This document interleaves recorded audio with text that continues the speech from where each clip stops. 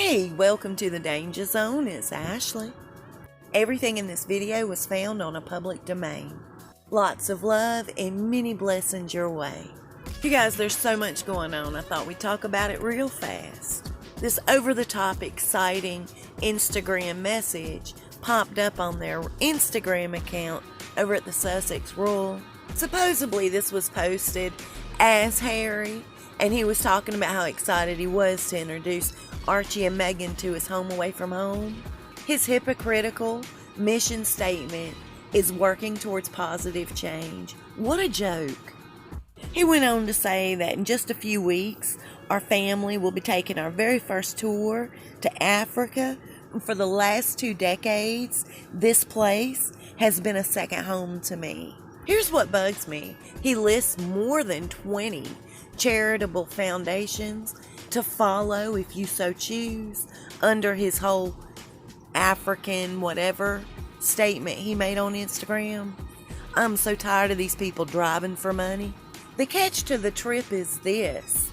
He will not allow her to go with him to Malawi, Botswana, and Angola, and I want to know why.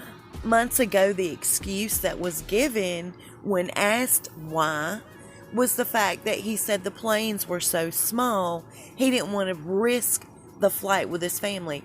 That's a lie. The plane he would be taking with them is no smaller than the private jet that they supposedly took to Nice.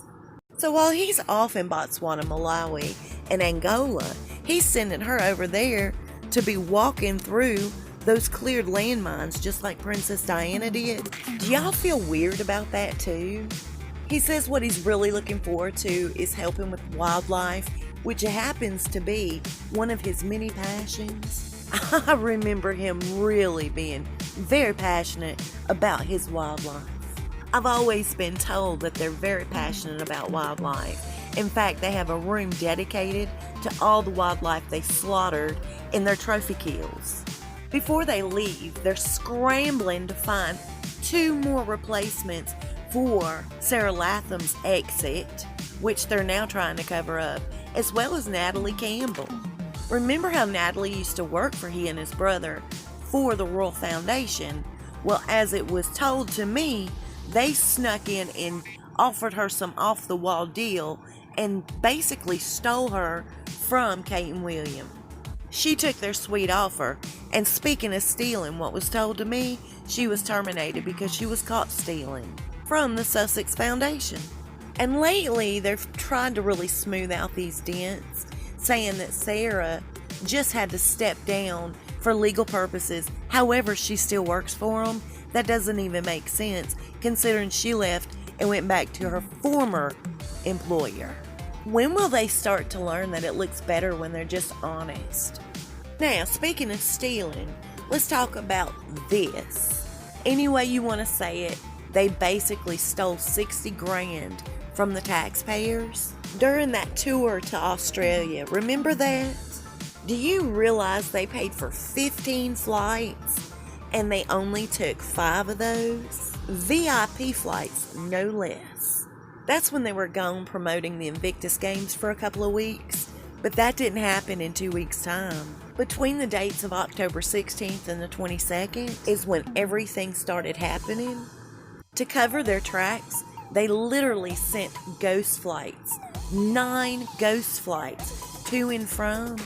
Nobody on the planes. They were going through the motions. What kind of a footprint will that leave? Large empty planes making these ghost flights just so people wouldn't look at them and accuse them of wasting resources.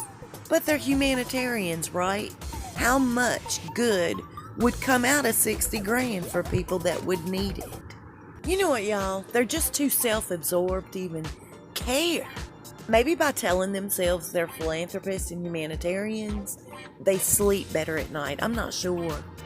On the anniversary of Diana's death, the brothers come together and they just rehash memories and just kind of talk about her and keep her memory alive, and then have nice lunch afterwards. They've done this ever since they lost their mother.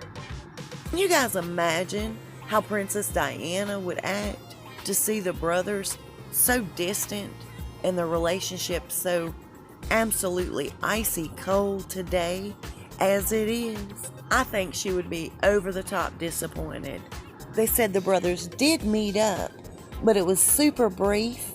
It was more of a routine versus a want to be there.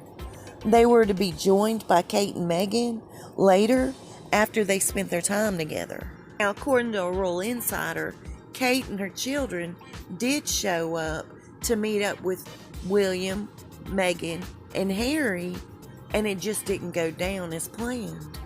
After a good period of wait, Meghan and her dolly never did show, and they just went ahead and had their lunch together. As it was told to me, Harry rushed through his lunch, and he was very, very non-receptive. Cold and standoffish, even to his niece and nephews. They said his body language was that of maybe a stranger having lunch for the first time with a group he wasn't familiar with. How can one person change somebody so much? And not for the better. You would really think that Meghan, especially on a day such as that, would have a little more empathy and compassion for someone she claims to love. Diana wasn't but 36 when she was killed. 22 years later, this firefighter comes out and he talks about everything that totally took place. She was left completely alone, abandoned by her bodyguards for up to 5 minutes prior to the accident. Sort of like they were having a quick meeting prior to her being killed. The firefighter says he remembers nothing substantial wrong with Princess Diana, next to no blood and a very minor injury on her shoulder.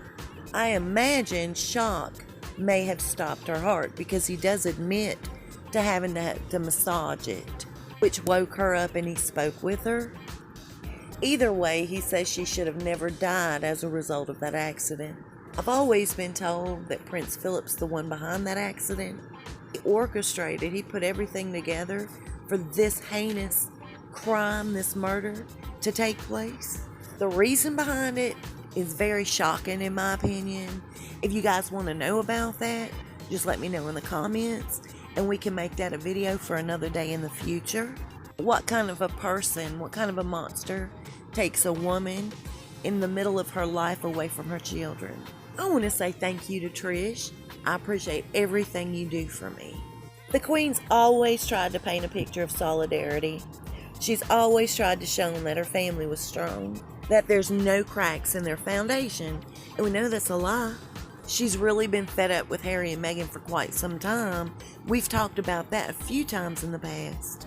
Here's what's going down now. It's been leaked that the Queen is wanting to make this African tour more than just a tour.